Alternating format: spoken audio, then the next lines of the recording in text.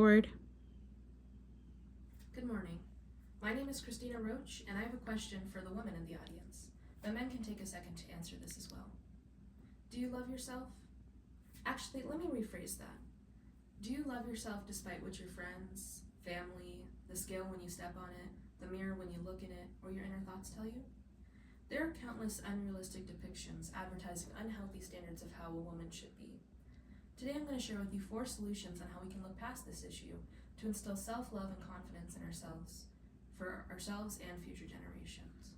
Specifically, limiting exposure to media, exposing ourselves to a variety of representations, calling out and questioning problematic stereotypes, and befriending yourself. I remember when I was in elementary school, the boys in the gym class dared one of the boys to ask me out, and I knew it was a joke. I wasn't pretty, I wasn't skinny, I wasn't even the right skin color. And that's when I first started becoming conscious of myself. Moving up to middle school, I was exposed to icons that every girl aspired to be. And when I turned 14, I made it my goal to change myself so that people would like me. But things took a turn real fast. That obsession that I put my whole focus and energy into led to years of eating disorders, mental health issues, health problems, mistrust, strained relationships, and an ongoing struggle with self-love. I'm glad to say that I'm out of the thick of it, though I still struggle with this mindset every day. So it's unrealistic to think that we can get rid of this side of the media, so we need to look at how we can work around it. The first solution I'm going to be sharing with you today is limiting exposure to media. BMC Women's Health conducted a study on adolescent girls and how their use of social media affected their body image. The study found 4 overarching themes. 1 was a perceived expectation to look attractive. 2 was making negative appearance comparisons to social media. 3 was striving for a certain image. And 4 was validation for appearance. So essentially what the study is telling us is that social media plays a central role in how we view ourselves. 2 simple ways that we can start limiting our exposure is by taking breaks from social media or by quitting it altogether. Whichever method you choose will help to take away your attention from the images and ideas that we're constantly being exposed to. But no doubt this will be difficult for many. Social media can be very useful. But if it's making you feel uncomfortable in your own skin to the point that you want to change yourself, well, it's considerably doing more harm than good in the long run. We really need to recognize social media for all of its purposes, good and bad. The second solution we're going to look at today is exposing ourselves to a variety of representations. Nutritionist Tana Tejani wrote an article about the evolution of female body ideals over the course of 3,000 years. Since we don't have time to take a look at every single one, I just wanted to point your attention to a few of the desired appearances. In the times of Victorian Britain and ancient Greece, the desired appearance for a woman was plump. However, in the times of the swinging 60s and the heroin chic era of the 90s, being extremely thin was the look that was in those days.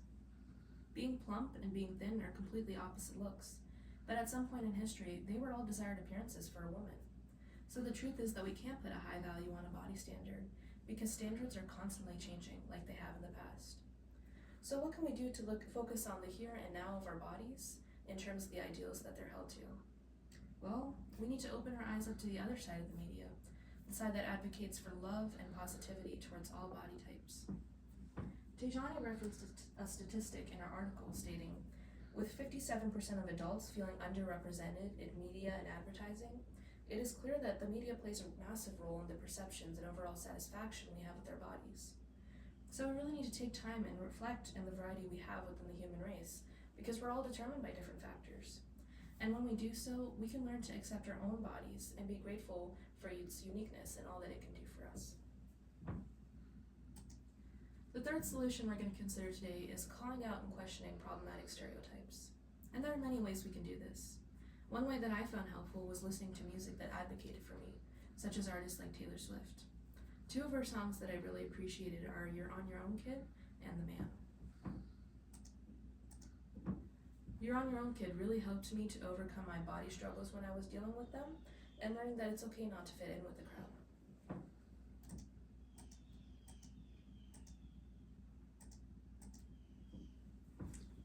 The Man gave me the confidence to be myself, without having to apologize to other people for who I am. So this is just one of many methods that you can use to help overcome those stereotypes. For example, you can write down your thoughts and feelings in a journal so that you can visually recognize those stereotypes that might be controlling your life and be able to work through them. Another way is practicing simple exercises like telling yourself one thing you love about yourself every day. When we train ourselves to recognize these oversimplified ideas and understand their roots, we're able to have a more developed mindset against the threat of stereotypes. Now, the last solution I'm going to share with you today is the most personal yet most important point made today. If you can accomplish this, then I am confident in saying that you're on the cusp of overcoming media's unhealthy portrayal of women. Simply put, you need to befriend yourself. That's it. Be your own best friend. How? Well, a recognized health coach named Jane Taylor mentioned just 5 ways that you can start befriending yourself. They include increasing self-knowledge, practicing regular self-care, respecting yourself, practicing emotional literacy, and knowing and developing your values. I just wanted to focus your attention on that 3rd point, respecting yourself. It can be easy to respect others that we admire and have that desire to be their friend, but why can it be so hard to respect yourselves? Well, when we're brought down by what others tell us and what the media shows us, we lose that esteem that we should be holding ourselves to. But we can build that friendship up again. How? Well, it starts by getting to know that inner person. Our values, our likes, our dislikes, our perceived purpose in life. When we build that understanding, we're able to appreciate ourselves and come to respect for who we are. This causes us to have self-compassion, or an attitude of self-kindness, mindfulness, and confidence. As researchers from the psychology department from the University of Denver mentioned, self-compassion can help to decrease emphasis of external factors on self-worth, decrease self-judgment, filter out comparisons, remind women that they're not alone, embrace imperfections, and increase self-respect. So it really doesn't have to be that hard. But if you take the solution to heart, you will experience a new sense of freedom from the unrealistic expectations of society. Today we discussed just 4 solutions on how we can work past the issue of media's unhealthy portrayal of women. When we limit exposure to media, especially the negative side of it, we're able to avoid constantly taking in those ideas and heal from the effects. Introducing ourselves to a variety of representations allows us to accept our bodies as the unique vessels we were blessed with. Calling out problematic stereotypes will help us to challenge those ideas and gain the upper hand against them. And finally, but most importantly, taking time to build that friendship up with yourself provides the greatest benefit of individual freedom. So let me ask you again, will you choose to love yourself? Will you choose to love yourself despite what anyone or anything tells you? I hope that you're able to make an effort to do so, because every woman deserves the happiness that comes from being herself. Thank you.